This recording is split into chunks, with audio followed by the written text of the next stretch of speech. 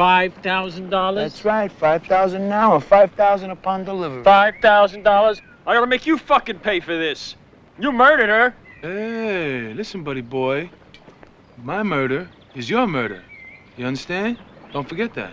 Hellhole is a 1985 exploitation thriller with slasher elements that has an abundance of TNA and a highly entertaining killer named Silk, played by Sharkey. It's a gratuitous and entertaining B-movie that features some good production values and a great cast of genre regulars. Although the film's awesome VHS box would have you believe it's a straight-up slasher, it's actually more of a women in prison thriller with some horror elements. Down, London Bridge is falling down, my fair lady. Hey, is dinner ready?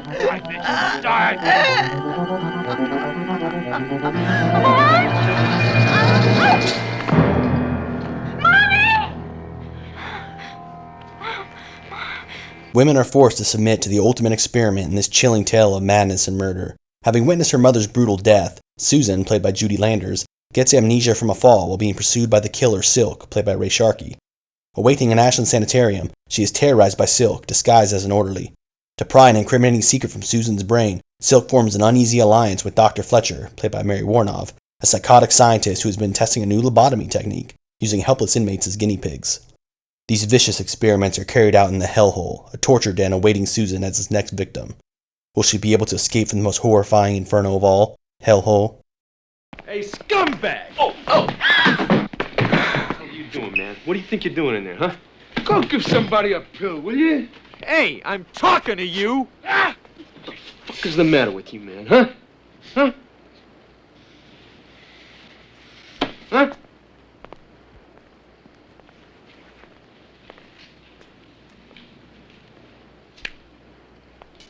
Hellhole is one entertainingly sleazy suspense flick. Despite being formulaic and cliched, the movie managed to be amusing and enjoyable in a trashy sort of way. The film definitely delivers in the TNA department, featuring all sorts of over-the-top sleaze, like threesome mud baths, shower fight scenes, and of course, full-on 80s bush. But what sets Hellhole above other films that feature naked chicks stuck in a prison is the stellar cast. Julie Landers of Dr. Alien fame stars as Susan, and she turns in a rather strong performance, having to run the gamut of emotions in the film. Landers shows she has acting range, and her character of Susan is a likable and sympathetic lead. The supporting cast is solid as well, with the maniac cop himself, Robert Zadar, playing a henchman orderly. Another genre veteran is Mary Warnoff, who I always remember from Terror Vision and Night of the Comet, who plays the dangerous and demented Dr. Fletcher. The supporting loonies and the orderly dude who helps Susan all turn in decent performances. She's now part of Hellhole. Hellhole? Yes. And once they take you to Hellhole, you don't never come back. But the real star of the film, and the main reason I would recommend checking out Hellhole, is for Sharkey's performance as Silk.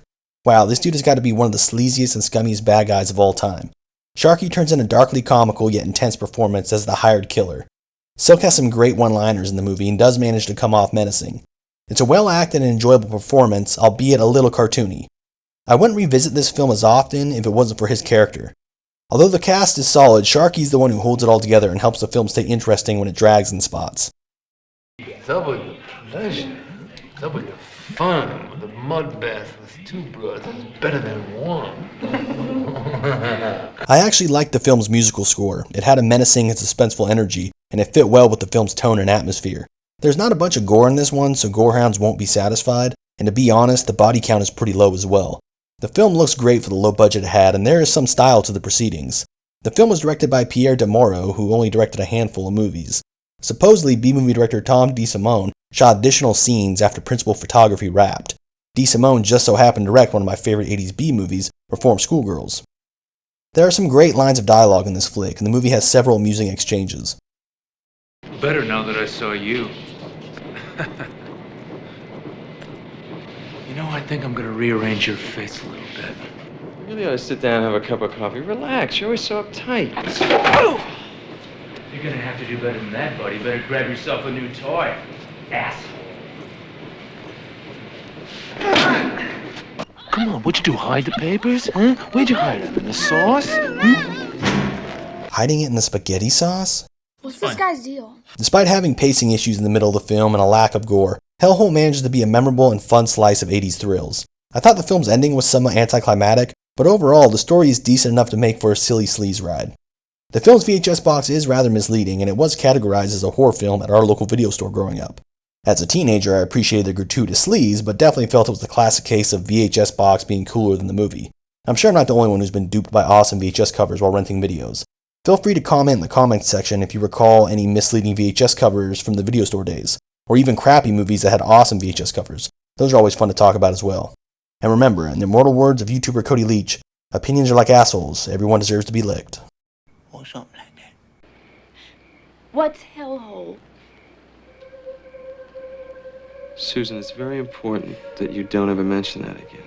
Well, what is it, damn it? There's something...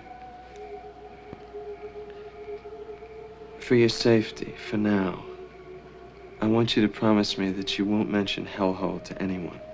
Will you promise me that? Yeah. Remember, smooth as silk. Yeah. Thanks for ruining my day off.